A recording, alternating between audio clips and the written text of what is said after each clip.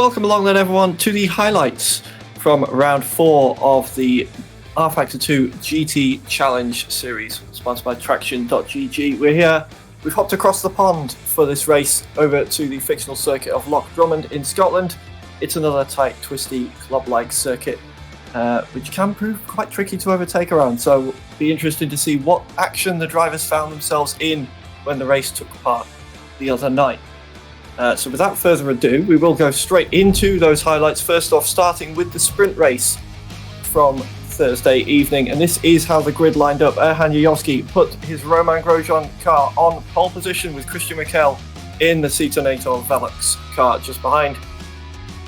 And a bit further back, Remy Delorme was in P5 with Jimmy Nisler P6, Mathieu Creepy P7 and Adam Baldwin lined up on the back of the fourth row of the grid. Rounding out the top 10, Johan Kurjan lined up alongside Daniele Canestracci for Team YTF1 with their teammate Fabian Bolla and David Coloxai just behind in P12. P13, Henry Sinnick in the Satellite Racing car alongside Remco Major in 14th with Nicola Pastore in the Musto GD Esports car and the teammate of Sinnick, Nello Pastorino, just behind him. P17, Jan Venneger in the Sifat Performance Porsche just ahead of Giuseppe Pastore in the other Musto car with Patrick Peel, an independent entry, and David Junt just behind. Cam Roger, our very own, starting in 21st for Burst Esports with Luca Martino in 22nd, and at the back of the grid, Manuel Correa. And this is how the race started then. Yayovski had a good start. You can see the CMV car pulling alongside into turn 1, defensive from Yayovski, and a few cars going off in the background.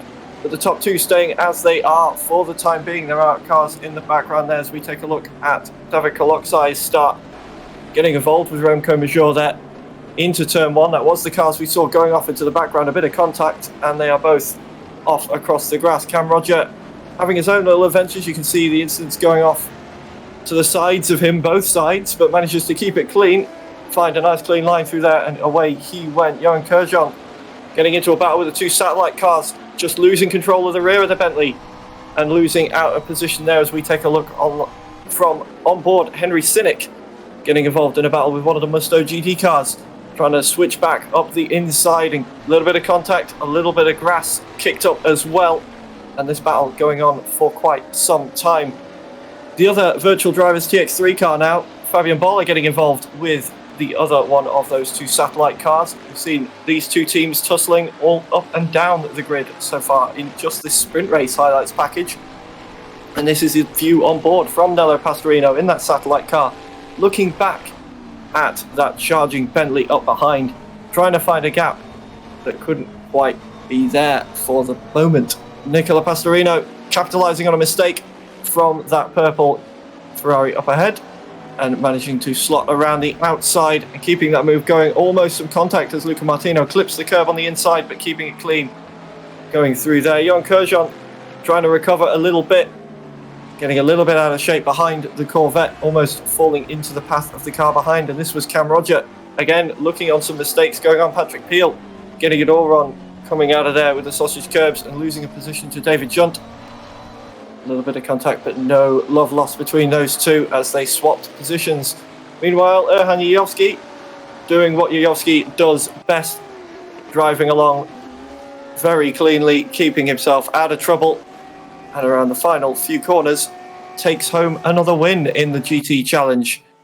Another sprint race victory for Yayovski then, and this was how the rest of the field finished. Yayovski taking the win, Mikel in P2, and Philip Dreiss rounding out the podium. Turk Akinen in P4 with Jimmy Nisler lining up in P5 in the end with Remy Delorme and Adam Baldwin 6th and 7th. Mathieu Creepy and Henry Sinnick P8 and P9, and Fabian Bolla coming home in P10 in the end at the of the sprint race.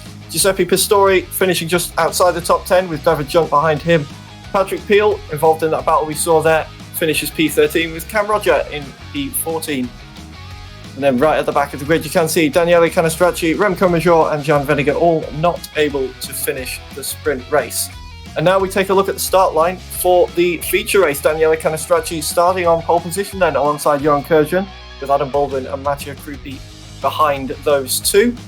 Following them, Jimmy Nisler and Remy Delorme in 5th and 6th, with Turk Akinen and Philip Dreiss in 7th and 8th. On to Row 5 and 6 then, Christian Mikel and Erhan Yovski starting in 10th. Fabian Bola in the other virtual driver's car, P11, with David Koloksai for Mugen Sim Racing in P12. P13, the other satellite car of Henry Sinnick, with Remco Major alongside him, Nicola Pastore for Musto GD Esports, alongside Nello Pastorino in that satellite car. Jan Venniger, not able to finish the first race, lines up P17 alongside Giuseppe Pastore, with Patrick Peel and David Junt, who were locked into that battle in the sprint race just behind them. And at the back of the grid, Cam Roger and Luca Martino, with Manuel Correa rounding out all 23 cars. So as we started the race then, here was Johan Kerjan leading everyone away down towards turn 1.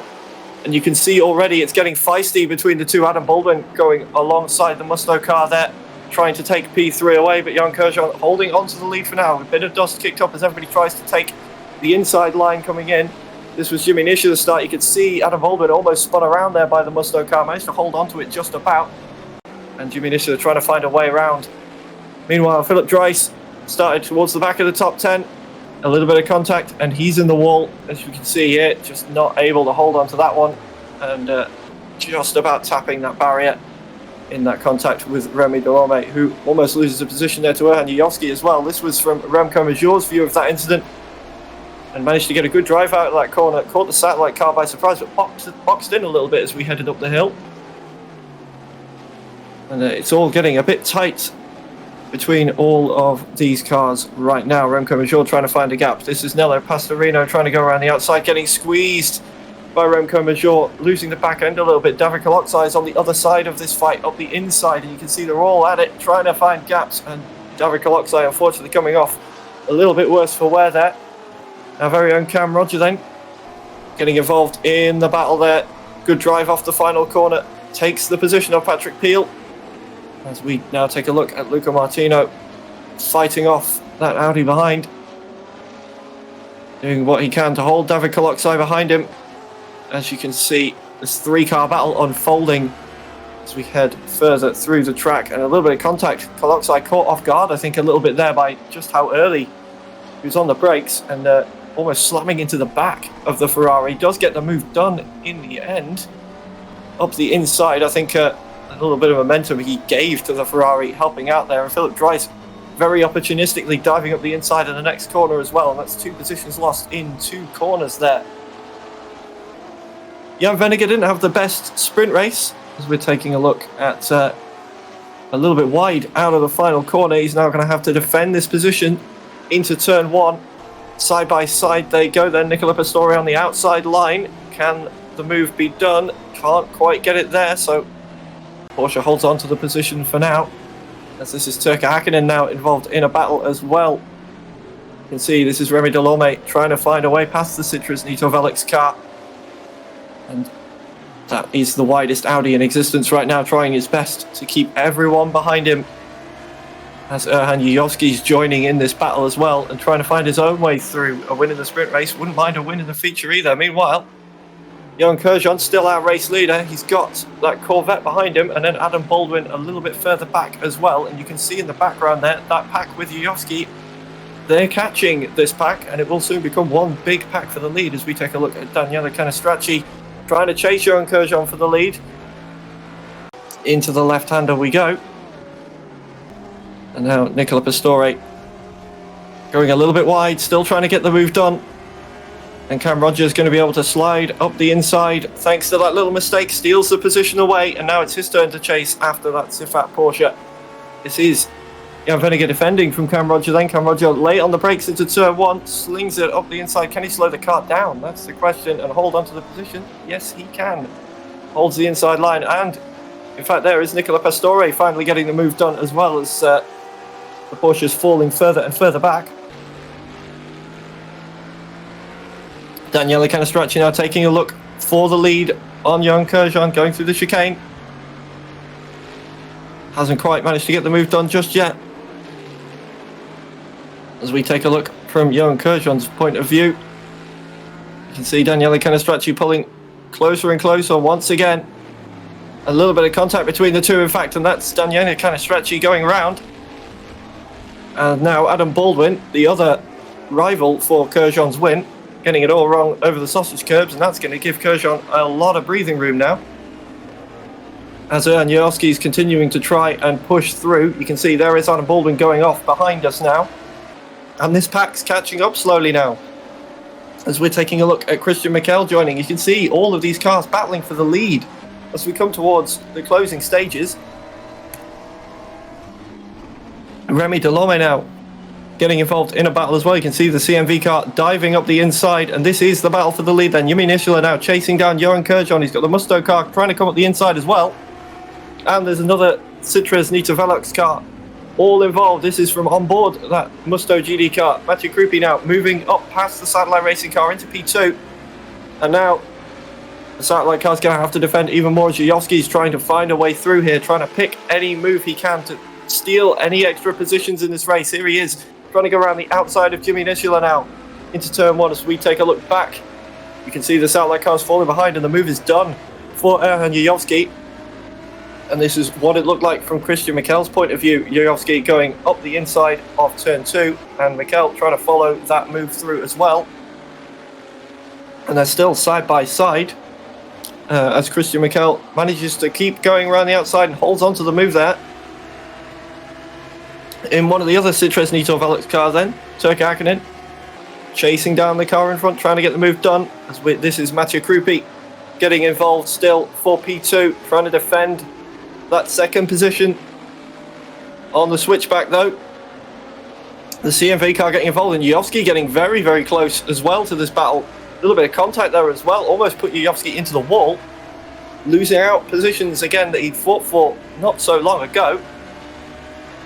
And a little bit of breathing room once again for the front three. As you can see, everybody trying to jostle for position, but Johan Kurjan coming across the line takes the victory.